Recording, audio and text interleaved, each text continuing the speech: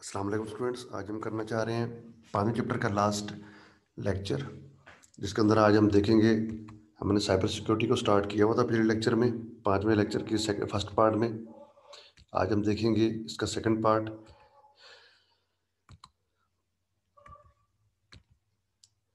اس کے میں آج ہم دیکھیں گے فشنگ کہ سائبر اٹیکس کے اندر فشنگ اٹیکس کے آتے ہیں، اور ڈاس یعنی کہ جن کو ہم ڈینائل آف سروس اٹیک کہتے ہیں. یہ دو ٹاپکس آج ہم دیکھیں گے، فشنگ اور ڈینائل آف سروس. سب سے پہلے ہم دیکھتے ہیں واٹ از فشنگ. فشنگ جو ہے ایک ایسی سائبر اٹیک ہے تھرو وچ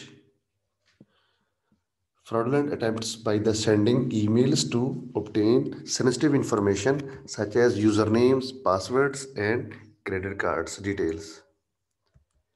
فشنگ کرنا ایک ایسا جیل سازی کا کام ہے، ایسی جیل سازی کرنے کی کوشش ہے جس کے ذریعے حساس معلومات صارف کے بارے میں، اس کا پاسورڈ، اس کے کریڈٹ کارڈز کی ڈیٹیلز وغیرہ جو ہے وہ حاصل کرنے کی کوشش کی جاتی ہے، اور ای میل بھیجی جاتی ہیں بار بار. ایک ایسی ٹیکنیک جس کے ذریعے جو ہے وہ ایک ای میلز کو بار بار بھیج کے صارف سے جو ہے وہ معلومات، جو سیکرٹس انفارمیشن ہے وہ کلیکٹ کرنے کی کوشش کی جاتی ہے. فشنگ دو طرح کی ہوتی ہے. فشنگ دو طرح سے ہو سکتی ہے، ای میل کے ذریعے اور ویب سائٹ کے ذریعے. مختلف قسم کی ای میل بھیجی جا سکتی ہیں فشنگ کرنے کے لیے، اور ویب سائٹس کو بھی یوز کیا جاتا ہے جو کہ صرف فشنگ کا کام کرتی ہیں. دو طریقوں سے جو ہے وہ. اب ہم دیکھتے ہیں کہ جو ای میل کے ذریعے فشنگ کی جاتی ہے اسے کیا کہتے ہیں، وہ کیسے ہوتی ہے. It is normally appears as an important notice, urgent updates or alerts type. یعنی کہ یہ عام طور پر جو ہے وہ ایک اہم اطلاع دینے کا بہانہ ہوتا ہے، یا فوری اپڈیٹ یا انتباہ کے بطور ظاہر ہوتا ہے. The subject of the such email is sent in a way that the email recipient believes that the email has come from a trusted source. یعنی کہ اس طرح کے ای میلز کا مضمون اس انداز میں ترتیب دیا جاتا ہے کہ ای میل وصول کنندہ کو یقین ہو جاتا ہے کہ ای میل کسی قابل اعتماد ذریعہ سے آئی ہے، یا کسی قابل اعتماد آئی ڈی سے موصول ہو رہی ہے.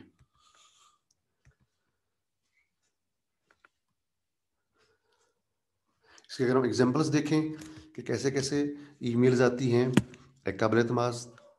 تو someone tries to open your accounts, change your password immediately. یعنی کہ پہلی وارننگ اس طرح کی آتی ہے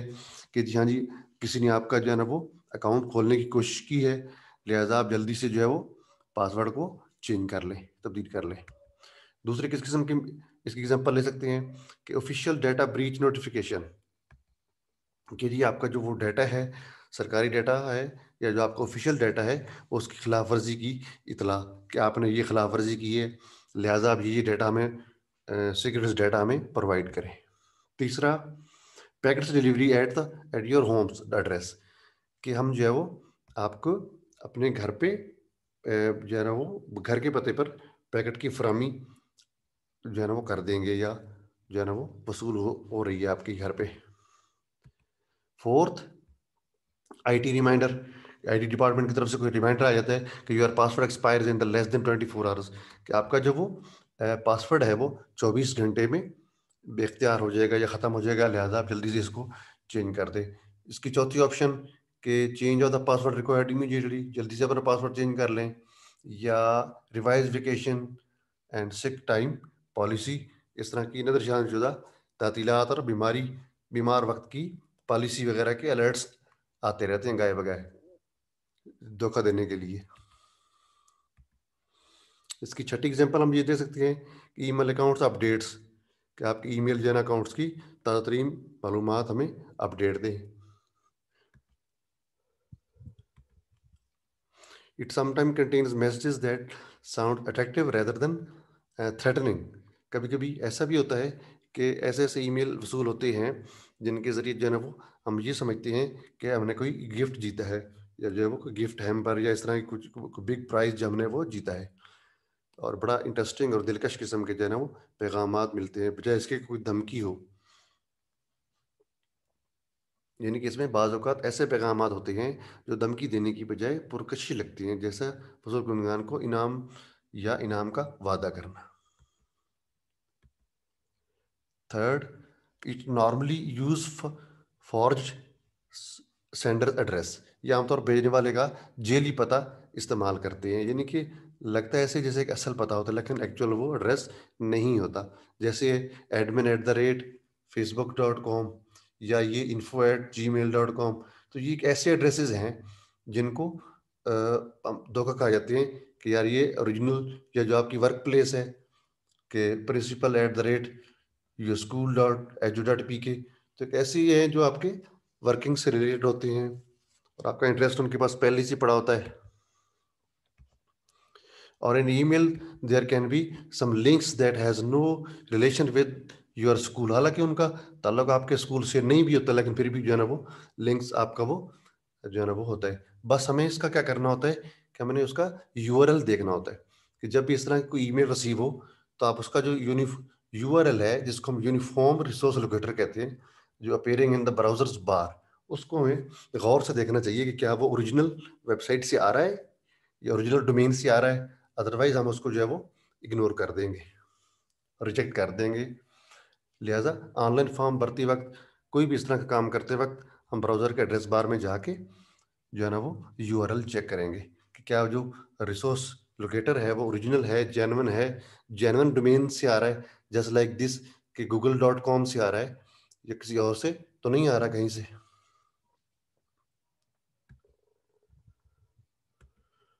ٹھیک ہے نا, یہاں پر دیکھیں نا, اب یہ جا کس کو رہا ہے, واپسی کا ایڈریس mark@ink.42.com. حالانکہ یہ ای میل آئی کہاں سے تھی, گوگل کے ڈومین کو یوز کرتے ہوئے انہوں نے بھیجی تھی. سو اس طرح کی اور بھی ایگزامپلز ہیں. User text content such as logos, images from the actual websites to make the fraudulent emails look like a genuine emails.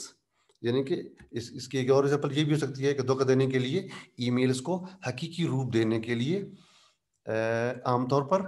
اصلی ویب سائٹ سے لوگوز, اس کے مونوگرام, اس کے ہولوگرام, اس کی تصاویر لی جاتی ہیں جو کہ بالکل جینون لگ رہا ہوتا ہے کہ جیسے یہ اوریجنل ہی ویب سائٹ سے جو ہے نا وہ میں موصول ہوئی ہے ای میل. It may contains a form for the recipient to fill in the personal financial information and let recipient submit it. This information is submitted to another database. یہ بھی اکثر ہوتا ہے کہ ہم اس دھوکے میں آتے ہیں کہ ای میل وصول ہوتا ہے جینون سے, ہم اس کو رسپانس کرنے میں جو ڈیٹا فل کر رہے ہوتے ہیں یا کوئی فارم فل کر رہے ہوتے ہیں, فائنینشیل انفارمیشن دے رہے ہوتے ہیں یا پرسنل انفارمیشن دے رہے ہوتے ہیں, ایکچولی وہ جینون ڈیٹا بیس میں جانے کی بجائے کسی اور ڈیٹا بیس میں چلی جاتی ہے. اب ہم دیکھتے ہیں کہ ویب سائٹ فشنگ کیسی ہوتی ہے. It looks like original due to some same content such as images, text, logos, etc. کہ یہ جو ہے اصلی ویب سائٹ سے لوگو, تصویر وغیرہ چرا کے ایک اور ویب سائٹ لانچ کی جاتی ہے بالکل تھوڑی سی ڈیفرنٹ ڈومین کے ساتھ, باقی اس کا نیم وغیرہ بالکل سیم ہوتا ہے, اور ہم جو ہے نا وہ اصل ویب سائٹ سے لنک پر مشتمل ہو سکتا ہے. جس سے ہی ہم رازداری یا دستبرداری کی بات کریں تو یہ فوراً رابطہ کرتے ہیں, یعنی کہ ہمیں یہ پہلے ای میل آئے گا کہ ہاں جی آپ کا جو ہے وہ یہ ہے وہ ہے, تو اس کو ہم جو ہی ہم تھوڑا سا اس کے ساتھ راز شیئر کرنے کی کوشش کریں گے, جو اس کو آنسر کریں گے, جواب دینے کی کوشش کریں گے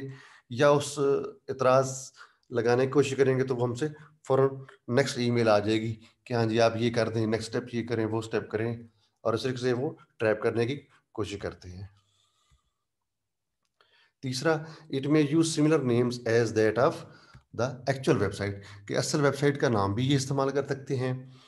اور اس طریقے سے اس طرح کا فارم ڈیولپ کر لیتے ہیں جو کہ دیکھنے والے کی معلومات اکٹھا کرنے کے لیے استعمال کر سکتے ہیں، جو کہ اصل سے بالکل ملتے جلتے فارم یہ ڈیولپ کر لیتے ہیں۔ اب ہم دیکھتے ہیں فشنگ کے بعد ڈینائل آف سروس اٹیک، جس کو ہم DOS اٹیک بھی کہتے ہیں، یعنی کہ سروس سے انکار، کہ جو کمپیوٹر یا جس مشین کے ذمہ جو کام ہے وہ کام ہی کرنے سے رسپانس کرنا بند کر دے، تو اس کو ہم کیا کہیں گے؟ In computing a denial of service attack, DOS attack is a cyber attack to make a machine or computer resources unavailable, یعنی کہ یہ ایک ایسا اٹیک ہے، ایک ایسا سائبر اٹیک کی وہ والی قسم جس میں مشین یا نیٹ ورک کے وسائل کی سروس کو منجمد کرنے کے لیے حملہ کیا جاتا ہے۔ اس حملے کو ڈاس سائبر حملہ کہا جاتا ہے، کہ اس میں ہوتا یہ ہے کہ ایکچوئل مشین جو ہوتی ہے اس کے اوپر ایک سے زیادہ ریکویسٹ بھیجی جاتی ہیں، ایک دم اس کے اوپر بمبارمنٹ کی جاتی ہے ریکویسٹ کی، جس سے وہ جو کیپیسٹی ہے اس مشین کی اس سے زیادہ جب ریکویسٹ فل ہو جاتی ہیں تو وہ جو ہے وہ رسپانس کرنا مشین بند کر دیتی ہے، سروس دینا بند کر دیتی ہے، یعنی کہ ڈینائل آف سروس کر دیتی ہے، جس سے جو ہے وہ سروس دینا وہ بند ہو جاتی ہے۔ اور ہوتا کیا ہے نیکسٹ، کہ اب جس ویب سائٹ کو ہم وزٹ کرنا چاہ رہے ہوتے ہیں، ہم اوپن کرنے کی کوشش کرتے ہیں، ٹرائی کرنے کی کوشش کرتے ہیں، اس کا URL براؤزر میں لکھتے ہیں، لیکن وہ اوپن ہونے سے انکار کر دیتی ہے، تو اس کا کیا آ رہا ہوتا ہے؟ Denial of service attack. مطلب یہ ہے کہ کسی اور نے اس کو آٹومیٹک سافٹ ویئر کے ذریعے، آٹومیٹک پروگرام کے ذریعے اتنی اس کے اوپر ریکویسٹ بھیج دی ہیں کہ اب وہ مزید اس پہ ریکویسٹ کو سرو کرنے کی گنجائش نہ ہی بچی ہے۔ So it is just like a robot is sending too many requests. یہ بالکل ایسی ہی جیسے کہ کوئی ایک روبوٹ یا ایک آٹو پروگرام کے ذریعے ایک سے زیادہ درخواستیں بھیج رہا ہوتا ہے، لیکن صرف کے لیے یا تو وہ سروس بہت سست ہو جاتی ہے یا وہ بالکل سروس دینے سے وہ مشین انکار کر دیتی ہے، جس سے اتنی زیادہ ٹریفک اس کے اوپر فلڈنگ کی جاتی ہے، ٹارگیٹ کی جاتی ہے، ٹریفک کی بمبارمنٹ کی جاتی ہے، ریکویسٹ کی بمبارمنٹ کی جاتی ہے کہ وہ مشین جو ہے نا وہ رسپانس کرنا بند ہو جاتی ہے، یا ہالٹ ہو جاتی ہے، یا ہیلڈ ہو جاتی ہے، یا شٹ ڈاؤن ہو جاتی ہے۔ سو یہ جو ڈاس ٹیکس ہے یہ آفر target the web servers of the high profile organisation, جیسے بینکس ہو گئے اور ای کامرس کی بڑی بڑی کمپنیاں ہو گئیں، اور اس طرح کے جو بڑے سرکاری ادارے ہیں، بڑے بڑی تجارتی آرگنائزیشنز ہیں، ان کو یہ لوگ ٹارگیٹ کرتے ہیں۔ ڈینائل آف سروس اٹیکر جو ہے وہ کیا کرتے ہیں؟ بینکنگ کو، کامرس کو، میڈیا کمپنیز کو، اور بڑے بڑے تجارتی اداروں کو اور گورنمنٹ کے اداروں کو یہ ٹارگیٹ کرنے کی کوشش کرتے ہیں۔ ان کا جو مین مقصد ہوتا ہے وہ یہی ہوتا ہے کہ انفارمیشن تو خیر یہ نہیں چرا سکتے یا کوئی ڈیمیج تو نہیں کر سکتے، لیکن اتنا ہو سکتا ہے کہ وہ جو ہے وہ انفارمیشن یا ایسٹس کو تو وہ نقصان تو نہیں پہنچاتے، لیکن great deal of time and money, کہ جو ہے نا وہ وقت اور رقم کا بہت بڑا ضیاع کر دیتے ہیں،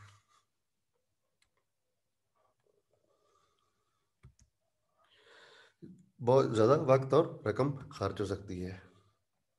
I will request you all to subscribe my channel to get latest videos about the lectures as soon as uploaded. So subscribe this channel, share with your other colleagues.